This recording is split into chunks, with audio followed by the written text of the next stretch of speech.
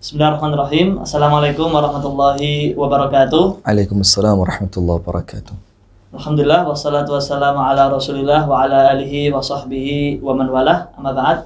Alhamdulillah, teman-teman sekalian, saat ini sudah hadir di tengah-tengah kita Al-Ustaz Rifki Ja'far Thalib hafizahullah taala. Amin.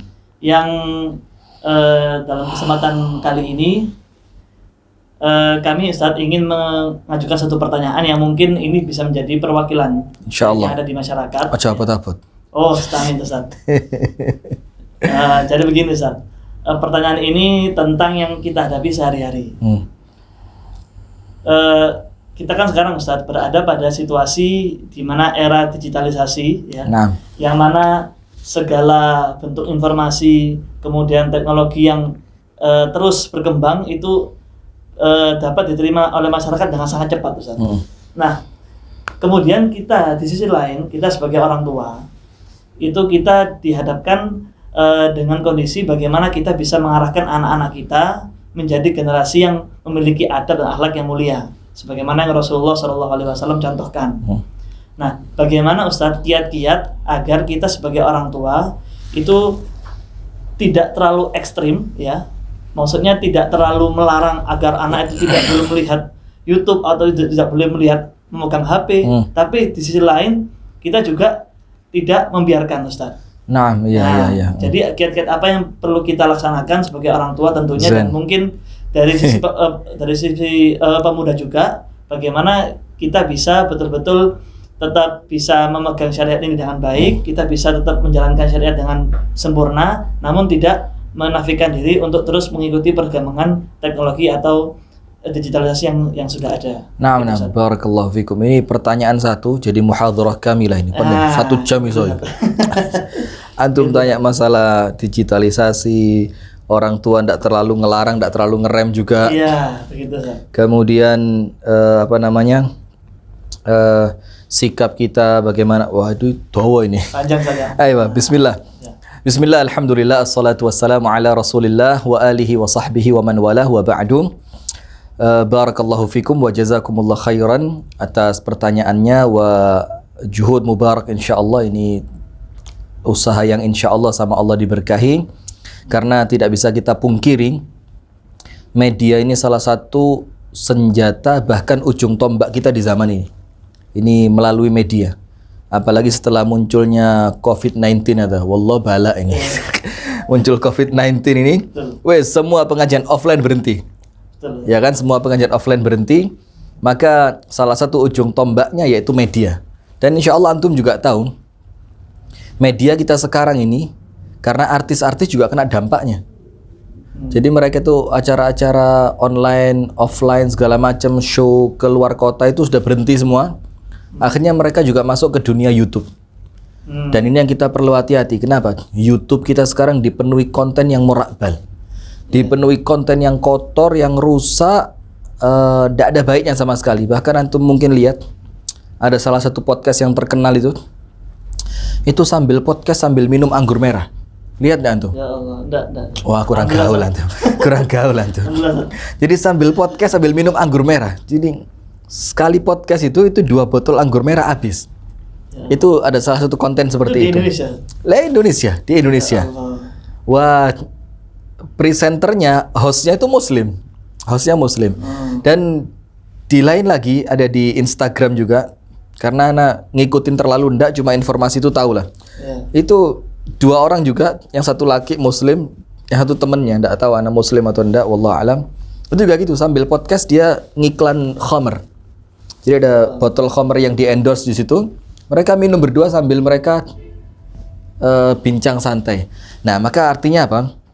Artinya ketika kita tidak bisa melawan mereka, tidak bisa melarang, bukan melawan ya, tidak bisa melarang mereka melakukan itu, karena ya apa undang-undang kita melegalkan itu kan. Jadi khamr dengan persentase alkohol sekian, atau kemudian konten itu dianggap bukan konten asusila segala macam, maka boleh keluar. Maka tidak ada cara lain. Nah, antum ini bergerak melalui media sosial juga, melalui digital juga, supaya apa? YouTube yang kita pakai sehari-hari tidak mungkin terlepas dari itu sekarang. Itu kontennya dipenuhi dengan konten-konten yang manfaat. Nah, maka itu yang pertama. Artinya wis bismillah. Ada viewer tanpa viewer, pakai monetize, tidak pakai monetize, itu urusan belakangan. Yang penting produksi yang baik.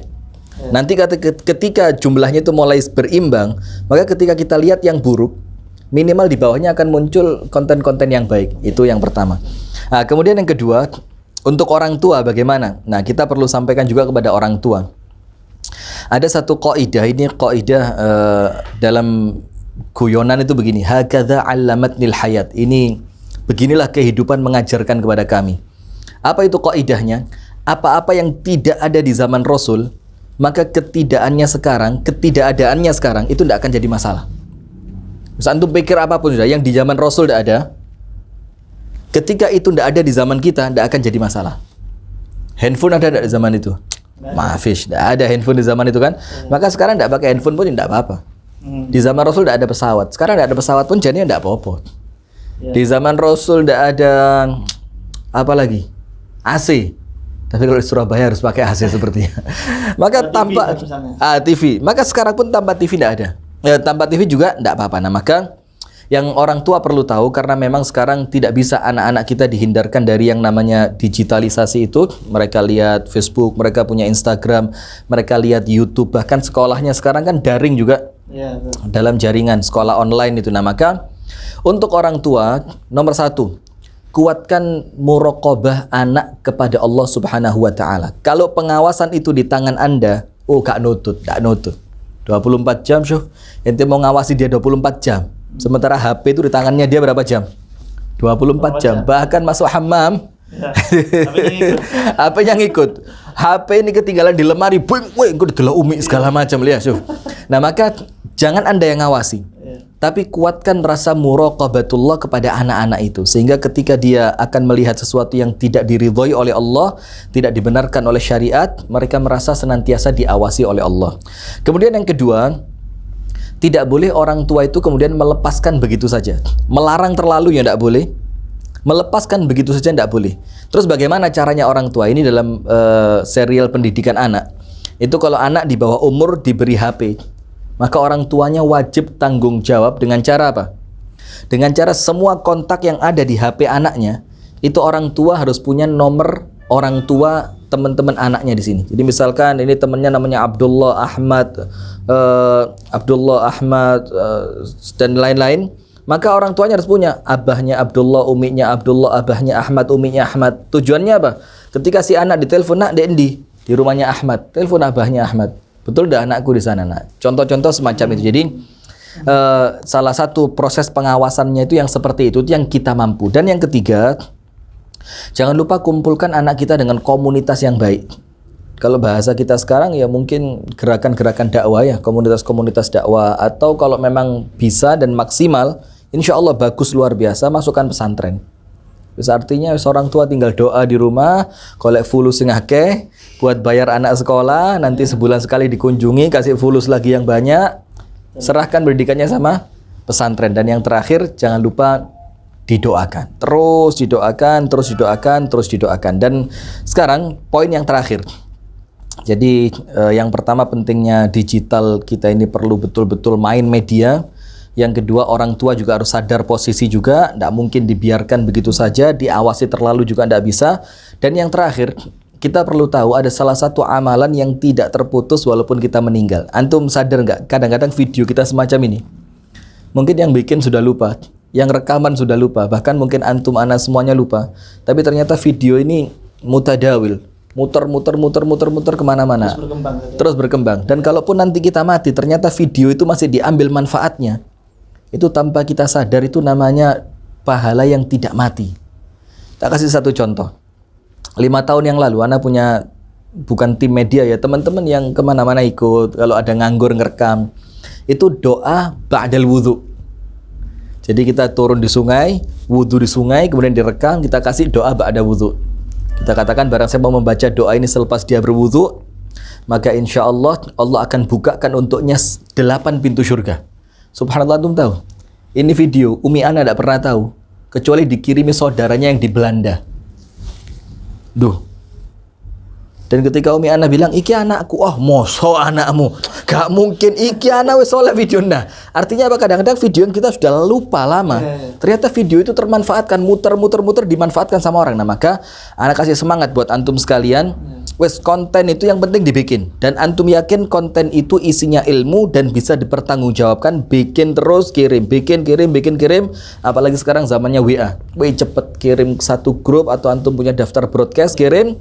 Nanti insya Allah itu bisa menjadi ilmu yang bermanfaat, dan boleh jadi termasuk sedekah jariah, dan boleh jadi mencetak anak yang soleh. Jadi telu-telune kena ini. Nah, maka semangat terus, bikin video, bikin konten yang baik. Yo, doa-doa ringan, kemudian adab-adab keluar rumah. Gak usah ngabut-abut, gak didengerin sama orang. Ya, yang ringan-ringan, yang aplikatif, ringan-ringan, 2 menit, 3 menit, bahkan kalau perlu seperti IGTV, seperti video Instagram, 60 detik.